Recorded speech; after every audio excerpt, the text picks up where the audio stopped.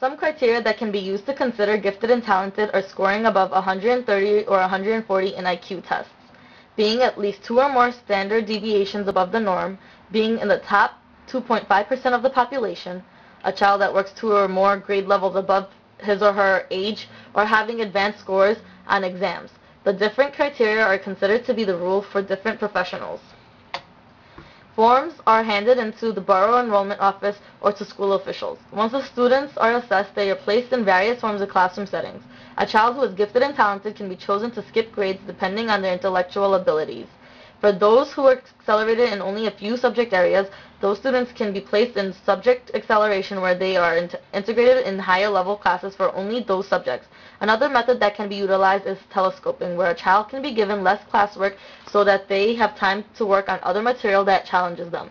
There are also part-time pull-out programs where the child is in a gifted classroom for part of the day and in a general education classroom the rest of the day. The most extreme level is full-time gifted classes or separate schools where the student is always a part of the gifted program.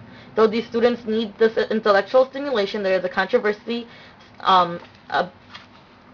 as to whether or not it is actually beneficial to the student. Some feel that these children may be missing out on their childhood.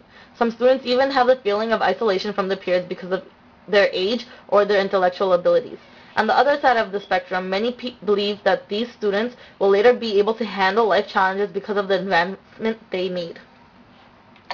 Once these students are placed in their program, there is a necessity for modifications in the curriculum instruction to better serve the students. The objectives for modification of the curriculum for gifted and talented students is meeting the learning capacity of the students, meeting the students' rapid rates of learning in all or some areas of study, and providing time and resources that students can pursue areas of special interest. The areas of modification include lesson modification, assignment modification, and scheduling modification.